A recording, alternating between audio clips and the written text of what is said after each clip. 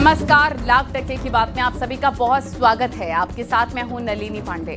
नमस्कार, मैं हूं आपके साथ में अमनदीप। लाख टके की बात में आज सबसे पहले बात होगी पीएम मोदी के खिलाफ अपमानजनक टिप्पणी की, जिस पर सियासी घमासान मचा हुआ है। और इसके बाद बात करेंगे संभल में हुए दंगे पर बनी जांच कमेटी की रिपोर्ट में कई बड़े चौंकाने वाले खुलासे हुए हैं, आपको आगे बताएंगे। और साथ ही आपको बताएंगे आरएसएस प्रमुख मोहन भागवत के बयान पर मचे सियासी घमासान की। इसके साथ ही बात होगी बीएसपी में आकाश आनंद के कद बढ़ने की, क्या है इसके पीछे मायावती का प्लान, ये भी बताएंगे। तो चलिए खबरें अब आपको दिखाते हैं विस्तार से।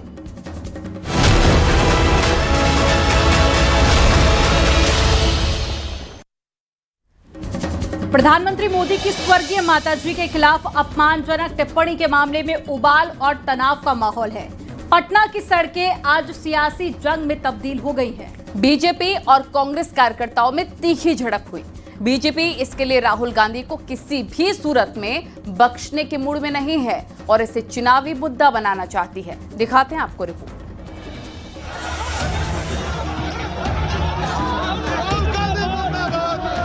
एक तरफ बीजेपी कार्यकर्ता और दूसरी तरफ कांग्रेस समर्थक। पटना की सड़कों पर जमकर झड़प हो रही है।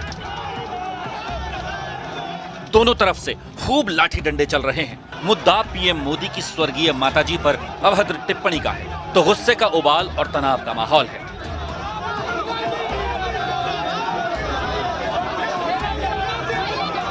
बीजेपी कार्यकर्ता हाथों में पार्टी का परचम थामे पटना में कांग्रेस मुख्यालय के बाहर उमड़ पड़े। राहुल गांधी के खिलाफ नारेबाजी और गुस्सा सातवें आसमान पर था।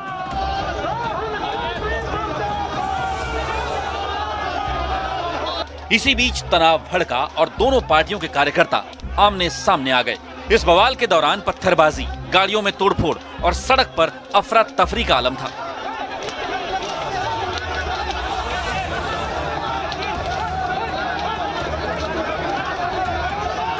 सड़क पर इस भीषण संग्राम की जड़ है दरभंगा में राहुल गांधी के स्वागत के लिए बने यात्रा मंच पर पीएम मोदी की माताजी के लिए अपशब्द का इस्तेमाल। झड़प के दौरान मामला इतना बढ़ गया कि पुलिस को हालात संभालने में काफी पसीना बहाना पड़ा।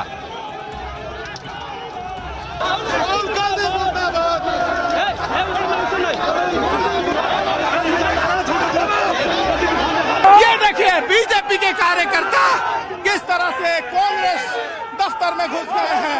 जो बीजेपी के कार्यकर्ता हैं, इनका यह आरोप है कि प्रधानमंत्री नरेंद्र मोदी के खिलाफ जिस तरह से उनके खिलाफ अभद्र टिप्पणी का आरोप था, उसके बाद से ये बीजेपी के कार्यकर्ता यहाँ पहुंचे। ये देखिए किस तरह से उनको पुलिस यहाँ से निकालने और हटाने की कोशिश कर रही है।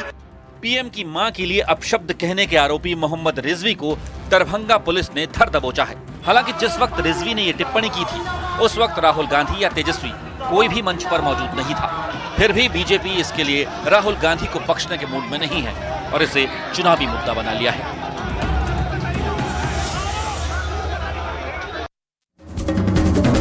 और पीएम पर आपत्तिजनक टिप्पणी को लेकर गृह मंत्री अमित शाह ने कांग्रेस को घेरा है। सीएम योगी और सीएम धामी ने भी राहुल तेजस्वी पर हमला बोला और ऐसी भाषा को राजनीतिक मर्यादा का पतन बताया। वो यात्रा जो उन्होंने बिहार में निकाली है, उसमें राहुल गांधी के स्वागत के मंच पर से नरेंद्र मोदी जी की स्वर्गीय माताजी के लिए अपशब्द बोलकर सबसे घृणित काम कांग्रेस के नेताओं ने किया है। मैं आज इस मंच से राहुल जी ने जिस प्रकार से घृणा की स्तर बगर की राजनीति की शुरुआत की है, उसकी और प्रधानमंत्री नरेंद्र मोदी जी की स्वर्गीय माताजी के लिए जो अपशब्द कहे गए, उसकी मैं हृदय से निंदा करता हूं। और आरजेडी के मंच से बिहार के अंदर आदरणीय प्रधानमंत्री श्री नरेंद्र मोदी जी के प्रति जिस प्रकार की अभद्र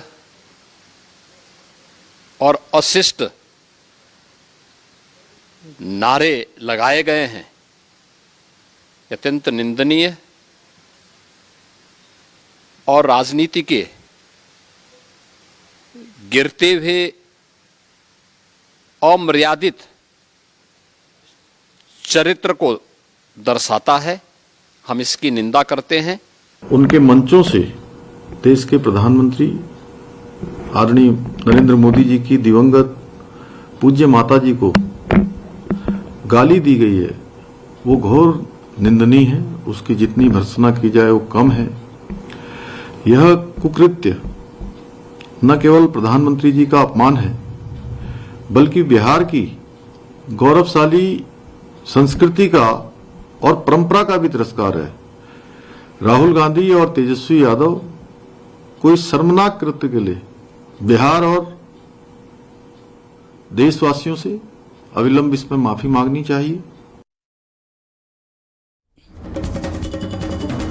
इधर केंद्रीय मंत्री गिरिराज सिंह ने तो बड़ा बयान दिया। उन्होंने कहा कि अगर वो वहां पर मौजूद होते तो जहां पर पीएम के लिए अपशब्द कहे जा रहे थे तो वो उन लोगों की जुबान खींच लेते। अरे मोदी के मां बहन, आज भारत के अंदर करोड़ों मोदी है जिसके दिल को छुआ है कि आपने गाली दी है। इस गाली का एक एक पाय असूला जाएगा। आपकी मां ने कहा था मौत का सौदागर, आपने उनकी मां को लगा के गाली दी है। शर्म करो, शर्म करो। क्योंकि राहुल गांधी पता नहीं आपकी पाश्चात्य संस्कृति का संस्कार है। मां का इज्जत तुम क्या जानोगे, बहन का इज्जत क्या जानोगे। किसी भी व्यक्ति को कोई गाली नहीं देना चाहिए, ये कहीं शोभा नहीं देती। जब आप वोट चोरी करके देश के प्रधानमंत्री बनकर बैठे हैं तो जनता निश्चित तौर से, अब जनता के अंदर जो आक्रोश है, जनता के अंदर जो एक अंदर से जली हुई चीजें हैं कि महंगाई की बात नहीं। आज यूपी में लाखों लाख लोग कल लखनऊ में परसों जुटे, झोले पीठ पर डालकर कूद रहे हैं। न पानी की व्यवस्था, न रहने, नौकरी के नाम पर लखनऊ में बुला लिया, जनता को ठग रहे हैं। तो जनता का आक्रोश वो निश्चित तौर से मंत्रियों को दौड़ाने में, और निश्चित तौर से जनता अपने आप को आज ठगी महसूस कर रही है, उसका पूरी तरीके से वो सड़क पर उतरकर अपनी प्रतिक्रिया व्यक्त कर रही है।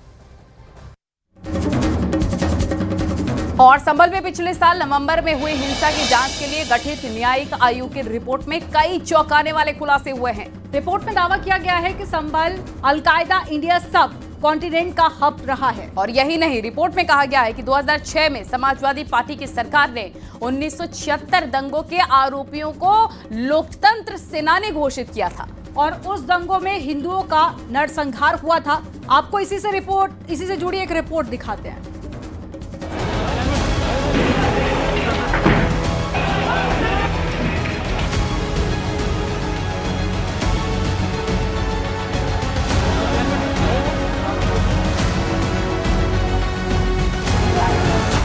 संभल में पिछले साल नवंबर में हुई हिंसा की जांच के लिए गठित न्यायिक आयोग की रिपोर्ट में कई चौंकाने वाले खुलासे हुए हैं। 450 पन्नों की इस रिपोर्ट में दावा किया गया कि संभल अलकायदा इंडिया सब कॉन्टिनेंट का हब रहा है। रिपोर्ट पर सीएम योगी ने दो टूक शब्दों में बताया कि कैसे कई इलाकों को हिंदू विहीन कर दिया गया। कमीशन की उस रिपोर्ट के कुछ अंश सामने आए हैं। कैसे समाजवादी पार्टी और कांग्रेस के समय में चुन चुन करके हिंदुओं को निशाना बनाया जाता था। कैसे उनकी डेमोग्राफी को, उनकी जनसांख्यिकी को कम करके लगातार उन पर अत्याचार करवाए जाते थे। कैसे दंगे करवा करके हिंदू विहीन कर दिया जाता था क्षेत्रों को। संभल ISIS, AQIS, Harkat ul Mujahideen, student of Aligarh Muslim University, SAMU जैसे कई प्रतिबंधित आतंकी संगठनों का गढ़ है। आतंकी मोहम्मद आसिफ कोर्ट में सरेंडर किया। ऐसे आतंकियों की लिस्ट लंबी है क्योंकि आतंकी संगठनों के लिए संभल में कैंपस रिक्रूटमेंट किया जाता था। यही नहीं, रिपोर्ट में बताया गया कि साल 2006 में समाजवादी पार्टी की सरकार ने 1976 दंगों के आरोपियों को लोकतंत्र सेनानी घोषित किया था। उस दंगों में हिंदुओं का नरसंहार हुआ था और संभल को आतंकिस्तान बनाने की तैयारी थी। आरोप के मुताबिक उसमें तत्कालीन सपा सांसद शफीकुर रहमान बर्क ने मुस्लिमों का साथ दिया था। Bureau report news 18।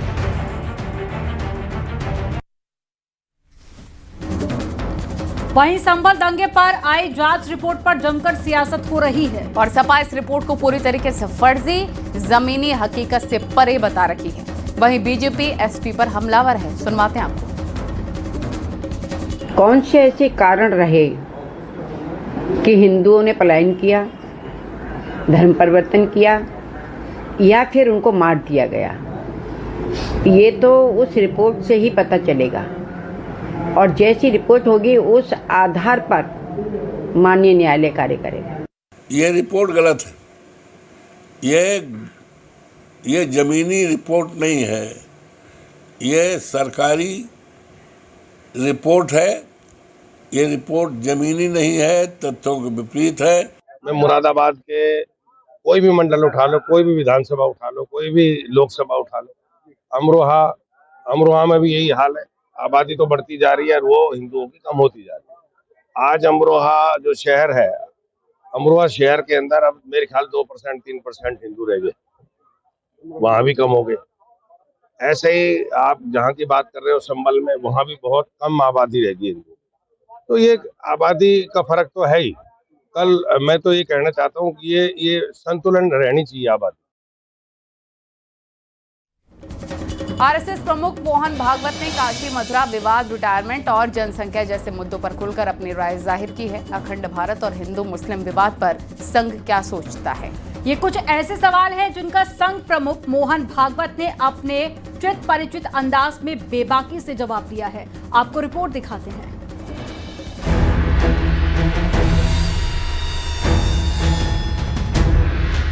दिल्ली के विज्ञान भवन में आरएसएस के शताब्दी वर्ष पर हुए कार्यक्रम में संघ प्रमुख ने 200 से ज्यादा सवालों के जवाब दिए।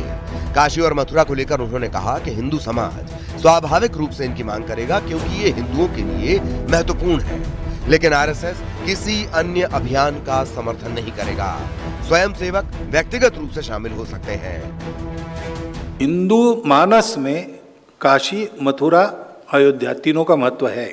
2 जन्मभूमि है, एक निवास स्थान है। तो हिंदू समाज इसका आग्रह करेगा और संस्कृति और समाज के हिसाब से संघ इस आंदोलन में नहीं जाएगा, लेकिन संघ के स्वयंसेवक जा सकते हैं, वो हिंदू है। लेकिन इन 3 को छोड़कर मैंने कहा है, हर जगह मंदिर मत ढूंढो, हर जगह शिवलिंग मत ढूंढो। मैं अगर ये कह सकता हूं, हिंदू संगठन का प्रमुख, जिसको स्वयंसेवक भी प्रश्न पूछते रहते हैं, तो थोड़ा इतना भी होना चाहिए, चलो भाई 3 की ही बात है ना, ले लो, ये क्यों ना हो। ये भाईचारे के लिए एक बहुत बड़ा कदम आगे होगा। वहीं 75 साल की उम्र में रिटायरमेंट पर भी भागवत ने अपनी राय दी और कहा, मैंने कभी नहीं कहा कि 75 साल में रिटायर हो जाऊंगा या किसी और को होना चाहिए। संघ में काम उम्र से ऊपर है। I never said that I will retire or someone should retire.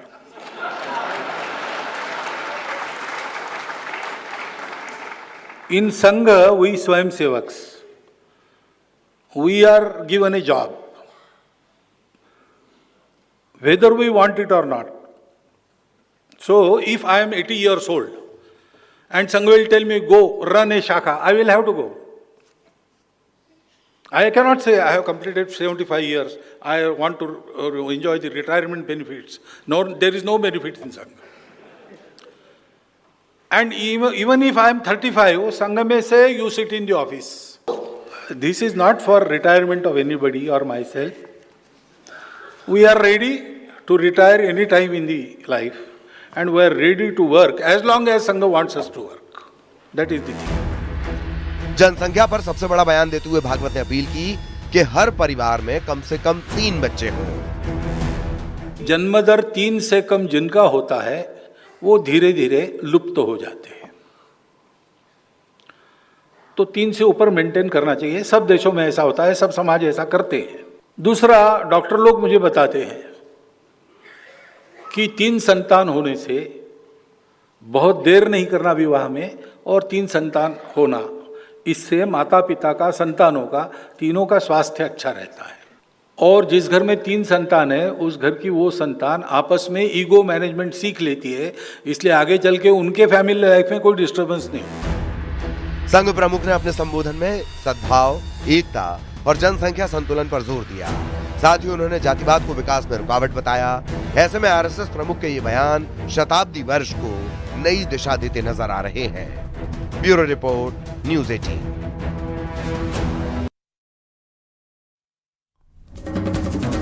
संघ प्रमुख के बयान पर सियासी घमासान भी जारी है, जहां समाजवादी पार्टी और कांग्रेस भागवत के बयान पर सियासत करते दिखाई दे रहे हैं, तो वहीं बीजेपी विपक्ष को करारा जवाब दे रही है। सुनवाते हैं आपको।